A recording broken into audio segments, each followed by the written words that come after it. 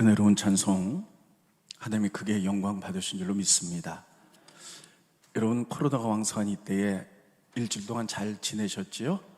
네, 비록 마스크 꼈지만 우리 옆에 분하고 우리 진심으로 사랑합니다, 사랑을 축복합니다 인사 한번 하고 말씀 듣겠습니다. 사랑을 축복합니다. 네. 5월은 가정의 달입니다. 지난주에는 어린이 주일, 오늘은 어버이 주일입니다. 그래서 오늘 여러분들에게 가정과 가족에 대해서 좀 말씀을 전하는데, 여러분, 가정과 가족은 너무나 잘 아는 말씀들이에요. 그래서 오늘은 조금 더 깊은 차원으로 말씀드리는데, 처음 듣는 이야기들이 많이 발생할 수 있습니다. 그러나 좀 생경스럽더라도 잘 들으신다면 여러분들이 크게 신앙생활에 도움이 될 줄로 믿고 말씀을 전하도록 하겠습니다. 우리 몸은 세포로 되어 있습니다. 세포 하나하나가 건강할 때 온몸이 건강합니다. 그런데 세포 하나가 병들고 또 세포가 병들면 온몸이 병이 들 수밖에 없습니다. 왜냐하면 세포는 몸의 가장 기본적인 조직이기 때문입니다. 마찬가지로 하나님께서는 창세기를 보면 제일 먼저 많은 제도를 만드셨는데, 가장 기본적인 제도로 가정의 제도를 제일 먼저 만드셨습니다. 나라의 제도, 교회의 제도, 이런 건 먼저 만드시지 않았습니다. 가정의 제도가 가장 기초였기 때문에 가정을 먼저 만드셔서 각 가정들마다 건강하고 행복해야만이 교회가 건강하고 나라가 건강해질 줄로 믿습니다. 여러분들의 가정이 행복하기를 진심으로 바랍니다. 저는 창세기 1장 1절을 읽을 때마다 이런 생각을 갖습니다. 하나님이 천지 만물을 창조하셨다. 왜 창조하셨을까 하는 생각을 해봅니다. 하나님은 홀로 완전하신 분, 완벽하신 분이세요. 근데 뭐가 부족하셔서 왜 창조하셨을까? 내가 너무나 완벽해, 그러니까 재미 삼아서 이거 한번 창조해볼까? 분명히 이러시지는 않으셨을 거예요. 그 창조의 목적이 뭘까? 우리는 그것을 볼 때 이 구약은요, 히브리어, 그러니까 이스라엘 언어로 쓰여져 있어요. 그런데 성경을 쓸 때 이 히브리어는요, 아무 단어를 쓴 것이 아니라 성경을 쓴 분들이 성령의 감동으로 아주 신중하게 썼습니다. 그래서 그 단어의 뜻을 생각해 보면 이런 내용이구나 하는 걸 알 수가 있습니다.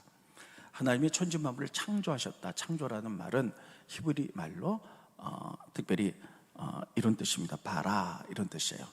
바라. 한번 따라 볼까요? 바라.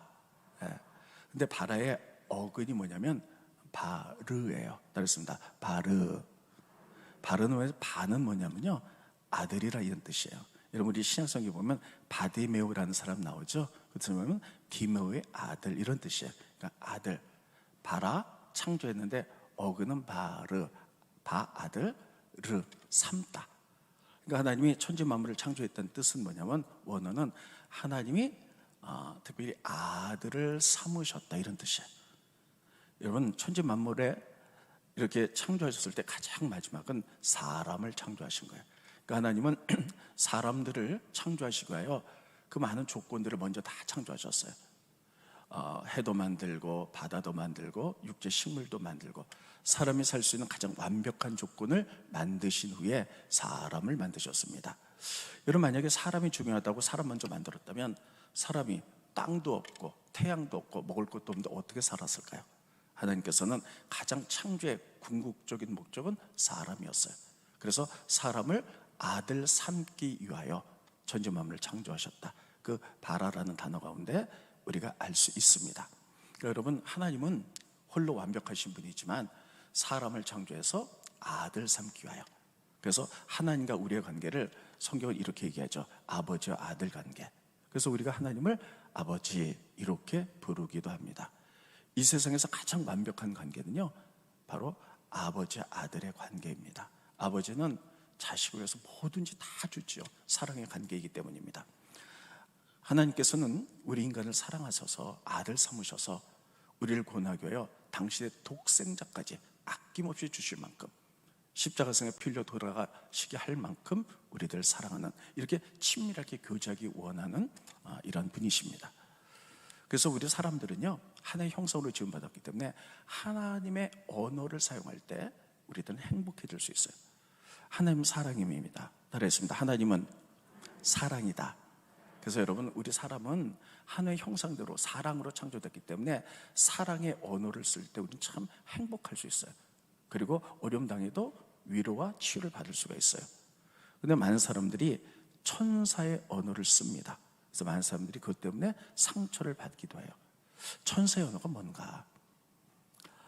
여러분, 하나님께서는요, 영적인 것으로 특별히 천사와 사람을 만들었는데, 천사와 사람은 전혀 다른 존재입니다. 여러분, 사람은 하나의 형상으로 만드셔서 인격적인 존재예요. 그래서 아버지 아들의 관계입니다. 근데 천사는 그렇지 않아요. 히브리서에 보면요, 천사는 부리는 영이다, 부리는 하인이다. 그래서 내가 언제 천사를 아들이라고 부른 적이 있느냐, 이렇게 표현하고 있습니다. 스크린 보시죠. 히브리서 1장 14절에 보면 모든 천사들은 섬기는 영이에요. 그래서 구원받을 상속자들을 섬기라고 보내심이 아니냐. 따르겠습니다. 천사는 섬기는 영이다. 섬기는 영은 다른 말로 하면요, 좀 낮은 단어로 하면 하인이라는 거예요. 종이라는 거예요. 그러니까 여러분, 하나님의 종.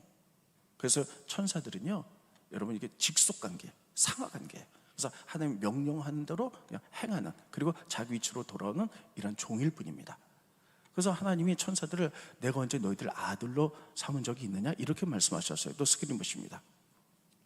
히브리서 1장 5절에 보면 하나님께서 어느 때에 천사 중 너희에게 너는 내 아들이라 오늘 내가 너를 낳았다 하신 적이 없다는 거예요.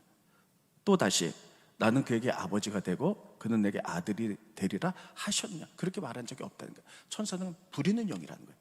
그래서 여러분, 천사의 관계는요, 수직관계.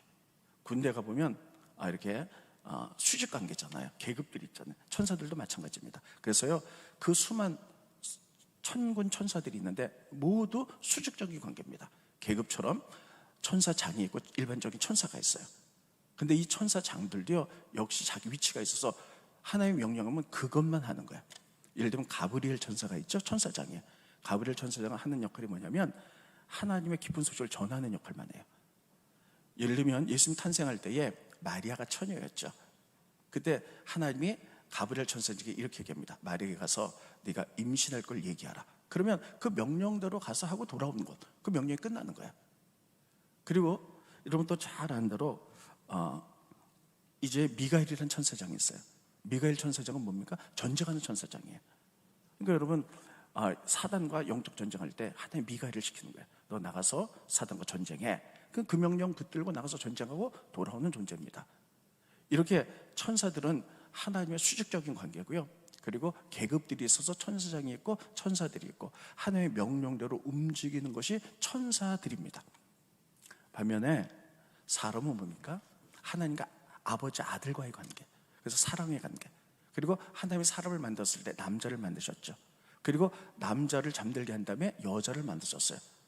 그래서 여자가 올 때 하나님이 여자를 아담에게 데리고 올 때 아담이 이렇게 얘기했죠. 내 살 중에 살이요 뼈 중에 뼈다, 이렇게 얘기했죠. 스크린 보십니다. 창세기 2장 23절에 보면 아담이 이르되 이는 내 뼈 중에 뼈요 살 중에 살이라.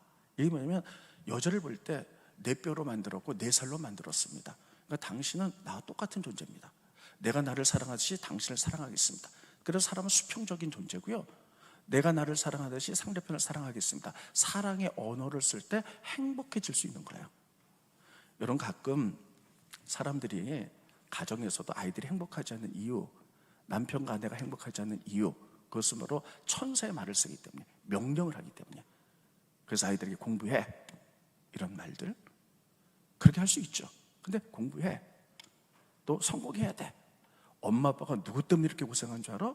너 잘 되라 그래, 너 성공하라고, 너 좋은 대학 가라고, 공부해, 이런 말은요, 부모들이 충분히 할 수 있는 말이지만 수직적인 명령적인 천사의 언어이기 때문에 상처가 될 수 있는 거예요. 기억해야 될 것은요, 천사들의 3분의 1이 타락하여 사단과 귀신이 됐다는 거예요. 이들의 조직도 명령적인 조직이에요. 수직관계예요. 그래서 천사의 말에는요, 여러분, 이렇게 사단의 언어, 이렇게 수직적인 명령적인 언어가 들어오기 때문에 잘못하면 사람들에게 그런 말을 할 때 상처가 될 수가 있어요. 그래서 성경은 이렇게 말하고 있습니다. 요한복음 성경 보시죠. 고린도전서 13장 1절, 내가 사람의 방언과 천사의 말을 할지라도 사랑이 없으면 아무것도 아니라는 거예요. 여러분, 사람들은요 수평적인 관계예요. 그래서 우리가 사랑의 언어, 그리고 섬기는 언어, 이런 언어를 때 행복하지만 때로는 공동체이기 때문에 수직적인 언어를 말할 때도 있어요. 명령을 할 때도 있고 이렇게 하십시오 할 때도 있어요. 그런데 거기에 사랑이 섞여 있지 않는 천사의 말이라면, 명령적인 거라면 사람이 상처가 될 수 있다는 거예요. 그래서 여러분 가정에서 한번 생각해 보세요. 남편이 아내에게, 아내가 남편에게 맨날 명령적인 언어만 한다고 생각해 보세요. 돈 벌어와요. 또 남편이 아내에게 와가지고 맨 밥이나 해, 청소나 해, 이렇게 명령한다면 그 행복할까요? 그렇지 않죠. 우리가 가끔은 우리 애들이, 사람들도 이런 체계 속에서 살고 있다 명령할 수 있지만, 사랑을 담은 천사의 말, 명령이나, 그리고 서로 수평적인 관계이기 때문에 서로 사랑으로 섬기는 말들을 할 때 행복해진 줄 믿으시기를 예수님 이름으로 축원드리겠습니다. 그래서요, 가정이란 공동체, 하나님의 천지 만물을 창조하신 것은 바라, 어근이 바르, 아들 삼으셨다. 그래서 하나님과의 이 사람과의 관계는요, 가족의 관계. 그래서 하나님이 사람들에게 사랑으로 만드셨고 사랑의 표현이기 때문에 우리 사람들은 사랑으로 표현하고 사랑의 말을 할 때 행복해진 줄 믿으시기를 예수님 이름으로 축원드리겠습니다. 그래서 가정의 공동체는요, 사랑의 말을 할 때 행복해지는 겁니다. 두 번째는요, 가정의 구성원이에요. 우리나라는 그동안 핵가족이라 그래서 가족을 이렇게 따졌습니다. 부부, 부모 이렇게 따졌어요. 그런데 이제 그런 개념은 뛰어넘을 때가 됐습니다. 왜냐하면요, 지금은 우리가 고령 시대에서 초고령 시대로 가고 있기 때문이에요. 그래서 어르신들, 노인들이 상당히 많습니다. 한 나라에서 65세 이상의 사람들이 7%일 때를 고령화 시대라 그래요. 그런데 65세 이상의 어르신들이 14%가 넘으면 고령 시대라 그래요. 우린 지금 이미 고령 시대예요. 그런데 한 시대에서 65세 이상의 어르신들이 20% 이상 되는 것을 우리가 신고령 시대, 이렇게 얘기하기도 합니다. 여러분, 초고령 시대 이렇게 얘기해요.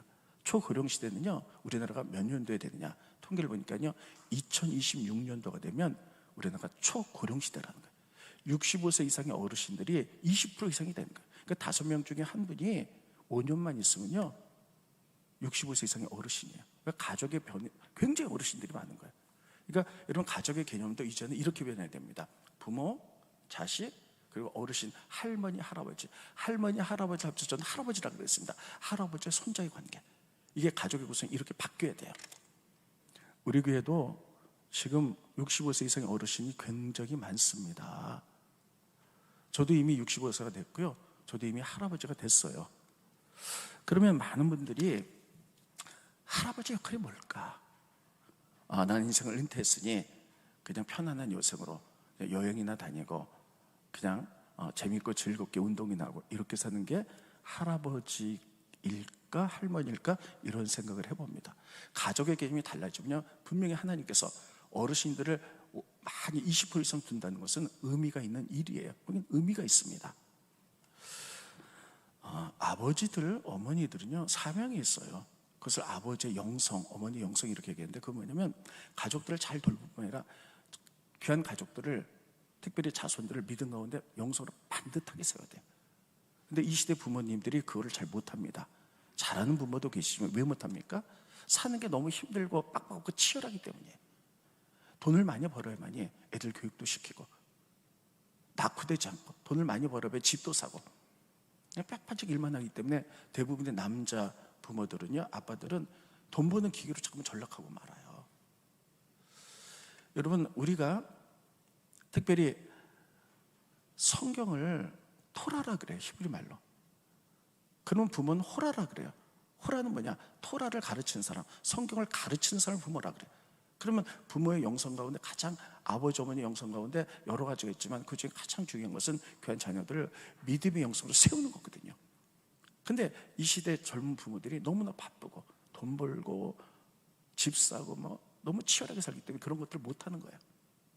그러면 그 역할을 누가 해줘야 되냐? 저는 할 아버지가 해야 된다고 분명히 믿습니다.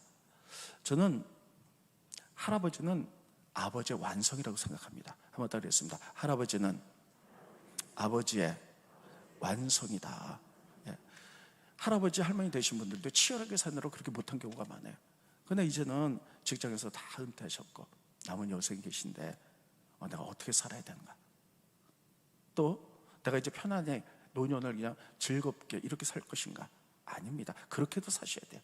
그러나 여러분, 할아버지는 아버지의 완성이고요, 아버지가 못했던 영성의 완성을 하는 것이 할아버지 할머니의 영성이라고 생각하고요, 반드시 가족의 법인데, 이제는 초고령 시대가 됐기 때문에 65세 이상의 어르신, 우리 교회만 해도 너무 많아요. 제가 개척했을 때 33년 전에 다 우리 교인들도 젊으셨어요. 33년의 역사 가운데 교인들도 같이 나이 들어가시기 때문에 이제 할머니 할아버지가 많아요. 그래서 이제 아버지의 영성이 못한 것을 아버지의 영성의 완성이 저는 할아버지라고 생각하기 때문에 이제는 가족의 구성도 변해서 할아버지 할머니들 해야 될 것, 귀한 손주들 자손들을 영성으로 잘 길러내는 것, 이게 할 아버지 할머니의 역할이라고 저는 분명히 믿습니다. 그래서요, 제가 지난주하고 지지난주에 이런 것들을 많이 생각해 봤습니다. 예수님의 사람들 가운데 정말 영성 깊어서 이제 다음 세대를 위해서 영성 깊은 삶을 내린 사람들은 누군가? 첫째는 사도 요한이라고 생각합니다. 예수 12제자 가운데 11명의 제자는요, 복음 전하다가 다 일찍 다 죽었어요. 근데 끝까지 장수하면서 오래 살았던 사람은 사도 요한 한 사람뿐입니다. 한번 따라 해보겠습니다. 요한. 네. 요한은요, 그래서 평생 사랑으로 섬기며 살았어요. 예수님 어머니 마리아가 십자가에 달려 돌아갔을 때 예수님이 요한에게 당신의 어머니를 맡겼어요. 그래서 요한은요, 다른 사도처럼 선교한 것이 아니라 예수님이 대신해서 예수님의 어머니 마리아를 극히 돌아가실 때까지 모셨어요. 예수님의 어머니 마리아가 90세까지 사셨어요. 그래서 그들이 터키에 있는 지금 에베소라는 곳에서 사셨고요. 여러분 나중에 성지순례 가보시면 터키 에베소에 마리아가 살던 집 마리아 무덤이 다 거기 있습니다.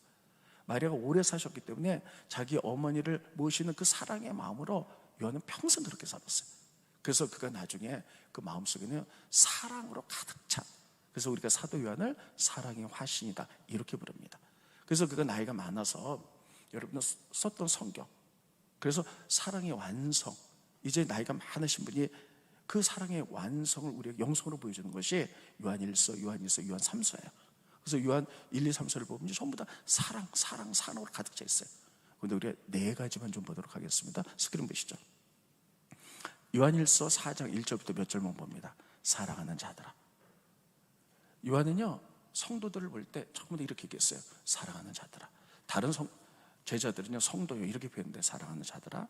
또 보겠습니다. 4절 7절도 부를 때마다 사랑하는 자들아. 우리가 서로 사랑하자. 하나님은 사랑은 우리 게 아니라는 게 하나님께 속한 것이라서 하나님께 그 사랑을 배워가지고 그 사랑을 전하는 거예요. 그래서 또 계속 봅니다. 11절에 사랑하는 자들아. 하나님이 이같이 우리를 사랑하셨으니 그 사랑을 배워서 우리가 서로 사랑하자는 거예요. 또 12절에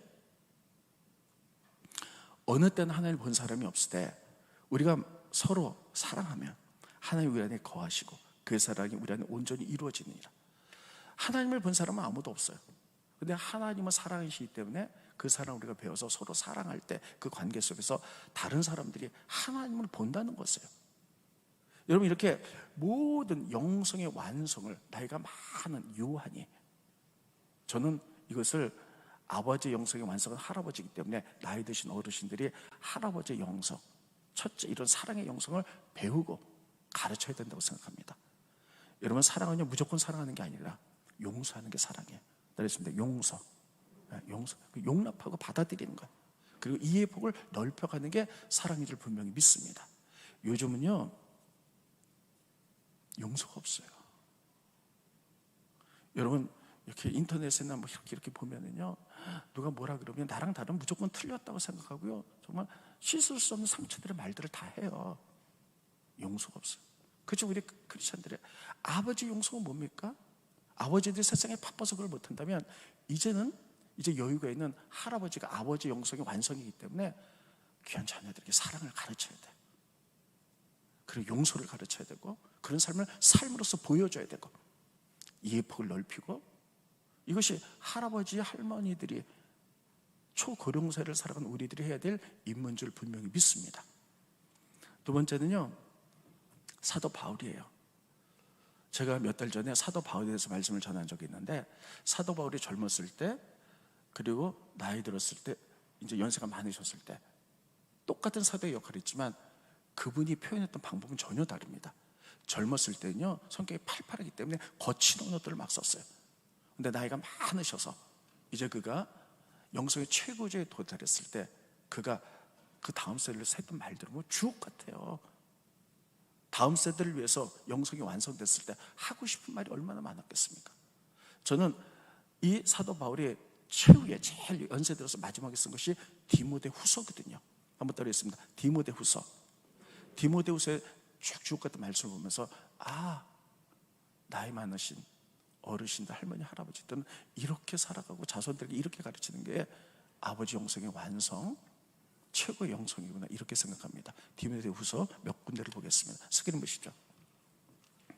디모데후서 2장 20절로 22절에는요 이렇게 말하는 거예요. 제가 읽고 그리고 설명해 드립니다. 큰 집에는 금그릇, 은그릇이 있고 나무그릇, 질그릇도 있어서 금그릇은 은그릇은 귀하게 쓰이고, 그리고 나무그릇, 질그릇은 천하게 써요. 그런데 넘겨주시고요, 누구든지 이런 것에서 근데 자기를 깨끗하게 하면 귀 쓰는 그릇이 되고 거룩하고 주인의 쓰임에 합당하며 모든 선한 일에 준비됨이 되리라. 이 얘기는 뭐냐면요, 여러분 금그릇, 좋은 그릇들이 있어요. 근데 아무리 좋은 그릇이라 할지라도요, 오물이 묻어 있거나 그리고 설거지를 안 하거나 깨졌거나 금이 갔으면요, 손님이 왔을 때 걷다가 대접할 수가 없는 거예요. 그러면 막그릇이라 할지라도 깨끗하면 그걸로 대접하는 거예요. 하나님께 쓰임 받기 원하느냐? 그럼 하나님의 사람들아, 깨끗하라는 거예요. 아무리 좋은 가문에서 태어났고 부잣집에서 태어났다 할지라도 너희가 더러운 그릇, 아무리 금그릇이라도 오물이 묻어 있거나 금이 갔거나 이가 깨졌으면 사용할 수 없다는 거예요. 그러면서 이렇게 쓰고 있습니다. 22절 봅니다. 또한 너는 청년의 정욕을 피하라. 주를 깨끗한 마음으로 부르는 자들과 함께 의와 믿음과 사랑과 화평을 따르라, 이렇게 말해요. 청년의 정욕을 피하라는 거예요. 그리고 주를 따르는 깨끗한 마음으로 부르는 자들과 연합하라는 거예요. 그래서 하나님의 의, 믿음, 사랑, 화평을 기라. 여러분, 최고의 영성에 도달한 나이 많으신 노사도 바울이 완성이 됐을 때 이런 말을 썼어요. 깨끗하라는 거예요. 특별히 성적으로 깨끗하라는 거예요. 여러분, 지금은 모든 게 무너지는 시대입니다. 가치관이 다 무너지는 시대예요. 보세요. 막 동성끼리 결혼을 이제 앞으로 우리나라도 그렇게 막 과정으로 가고 있어요. 젊은 애에게 물어보면 그거 어떠냐는 거예요. 다 괜찮다는 거예요. 다 무너져 내려요. 혼전에 결혼하기 전에 돈 가는 거 어떠냐는 거예요. 다 가치관들이 무너져 내려요. 여러분, 하나님은 정결한 자를, 순결한 자를 쓰시기 때문에 세상이 그렇다 할지라도요, 할아버지의 역할은 뭐냐? 아버지들이 여러분 영성으로 그런 걸 다 자녀를 해야 되는데 아버지들이 너무나 바쁘고 치열하게 사느라고 거기서 하지 못하면 이제는 삶을 은퇴하신 할아버지의 영성, 아버지 완성이기 때문에 할아버지는 이런 것들을 자손에게 보여주고 가르치고 그런 삶을 살아야 될 줄로 믿습니다. 이게 노인들이 20% 이상 되는 이 시대의 현상들이에요. 또 바울이 이렇게 얘기합니다. 디모데후서에 말씀 가르쳐야 된다. 말씀. 스크린 보십니다. 또 어려서부터 성경을 알았나니 성경은 능히 너로 하여금 그리스도 예수 안에 있는 믿음으로 말미암아 구원에 이른 지혜. 세상에는 좋은 책들이 많아요. 근데 그것은 우리에게 감동을 줘도 구원에 이르기는 못하는데 우리를 구원에 이르게 하는 책은 오직 성경밖에 없다는 거예요. 그러면서 16절에 성경은 그냥 쓰여진 책이 아니에요. 하나님의 감동으로 된 것으로 교훈, 우리가 바르게 갈도록. 그리고 우리가 혹시 잘못 가면 책망이에요, 성경이. 그래서 또 바로 잡아요, 우리 인생을. 바르게 함과 의로 교육에 유익화된 책이에요. 여러분, 삶의 가치관이 무너져도 우리 사람은 하나님의 말씀의 기준이라는 게 있어야 돼요. 이 기준이 흔들려 버리면 다 무너지는 거예요. 그러면서 이렇게 말합니다. 17절에 이는 하나님의 사람으로, 한번 따라 볼게요. 하나님의 사람. 저는 성경을 읽으면서 이 하나님의 사람이라는 단어를 읽을 때마다 가슴이 막 뜨거워집니다. 그래, 우리 하나님의 사람이지. 나는 하나님의 사람이야. 그러하여금 온전하게 하며, 하나님이 우리 인간을 이 땅에 내셨을 때 계획대로 온전하게 하며 모든 선한 일을 행할 능력을 성령으로서 갖추게 하려 합니다. 그래서 여러분, 나이 드신 어르신들은요, 이제 시간적인 여유가 있으면 자손들을 위해서 말씀을 가르쳐야 돼. 말씀을 가르치고 거룩함을 가르치고 세상의 질서에 무너지지 않도록, 그리고 사랑의 삶을 살고 사랑으로 가르쳐서 귀한 자손들이 용서가 뭔지, 용납이 뭔지, 이해의 폭을 넓힌 게 뭔지를 가르치는 것. 저는 이것이 부모가 해야 될 영성인데, 아버지의 영성인데, 아버지들도 무너진 이 시대에 할 아버지는 아버지 완성이거든요. 우리 부모, 우리들도 그렇게 살았을 줄 몰라요. 그러나 우리가 이제 삶을 떠나서 이제 일선에서 다 은퇴해서 우리들이 시간적인 여유가 있을 때 그냥 편안하게 놀고 여행이 나가고 맛있는 거, 이게 아니라는 거예요. 그것도 해야 되겠지만 아버지의 완성으로서, 최고 영성의 완성으로서 이제 어르신들이 가족의 범위에 들어가서 이런 일을 해야 될 줄로 분명히 믿습니다. 이것이 이 시대의 사명이고 최고의 영성가들이 했던, 마지막에 했던 일들이에요. 이렇게 될 때 무너진 가정들이 회복되면 교회가 회복되고 나라가 회복되고 사회가 회복되게 될 줄로 믿습니다. 다 무너져 내려도요, 기본적인 선이 무너지면 안 돼요. 그럼 다 무너지는 거예요. 마지막으로 세 번째, 여러분 반드시 부모님을 공경해야 돼요. 여러분 복 받기 원하시죠? 성경이 이렇게 말했어요. 부모 공경하는 게 네가 복 받는 길이라는 거예요. 하나님이 우리에게 기본적인 선으로 10계명을 주셨어요. 근데 10계명을 보면요, 1계명부터 4계명까지는 우리가 하나님에 대해서 지킬 계명이고요, 5계명부터 10계명까지는 사람이 사람에 대해서 지킬 계명입니다. 그런데 모든 계명이 이렇게 됐어요. 뭐뭐 하지 마라, 뭐뭐 해라.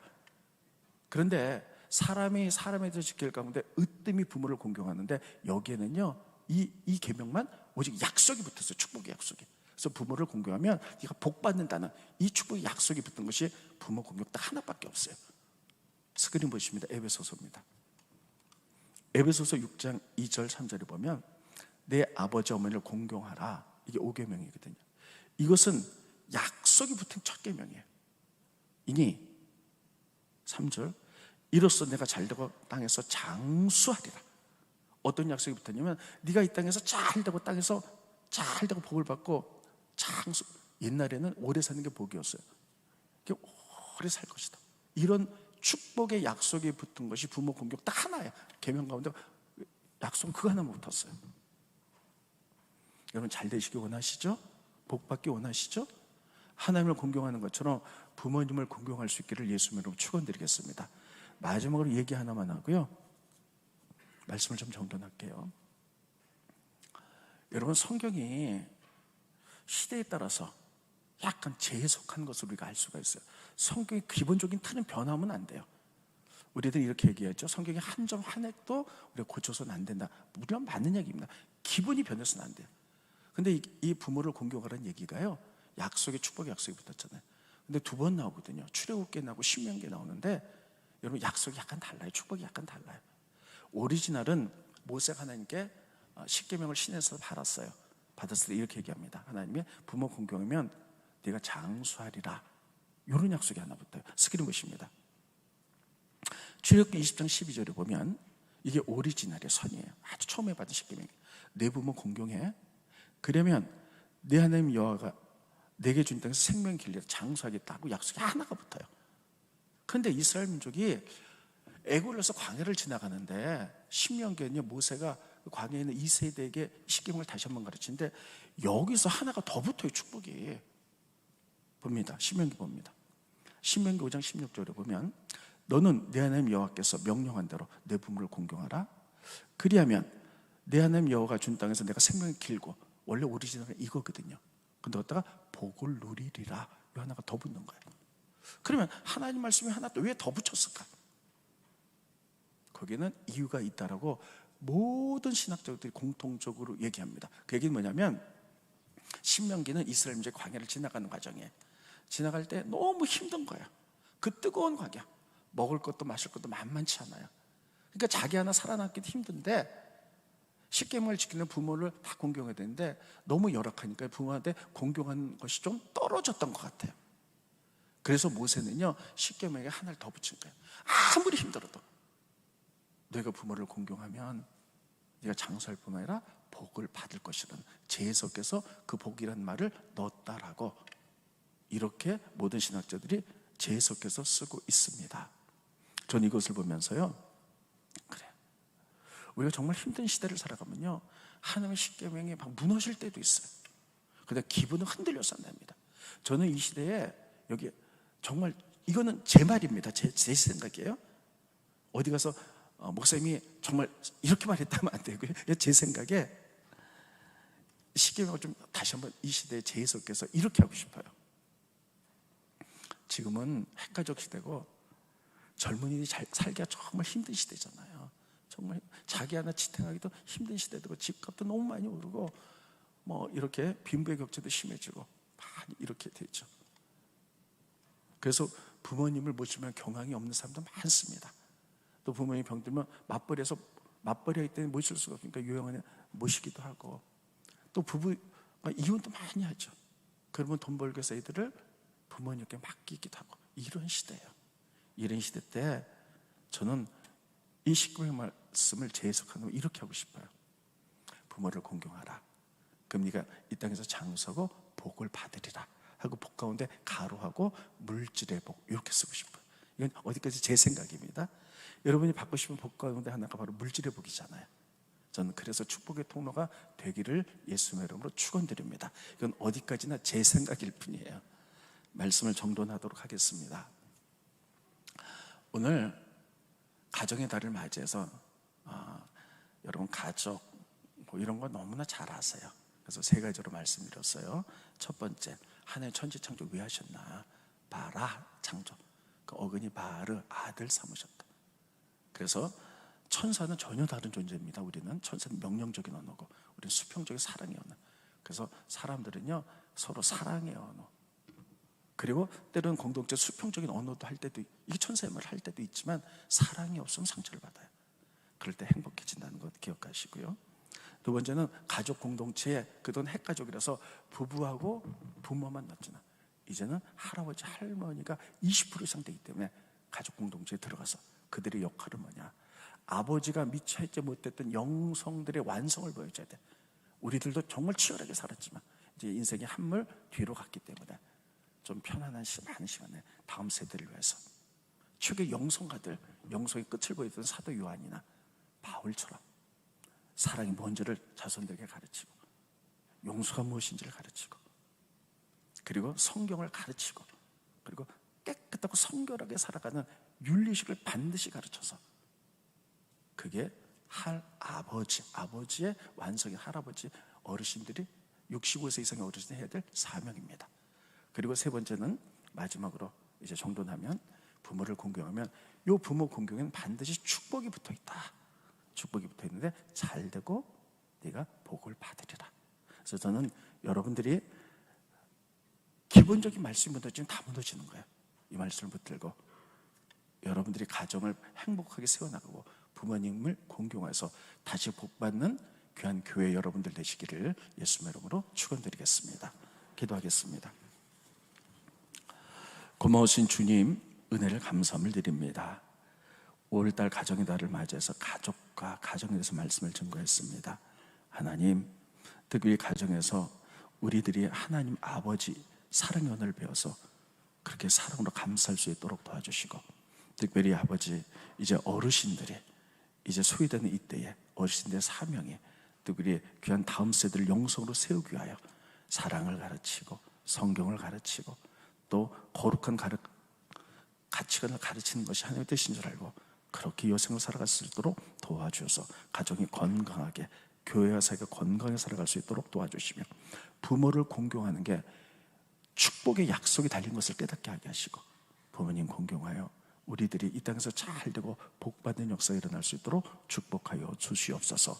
예수님의 이름으로 간절히 기도합나이다. 아멘.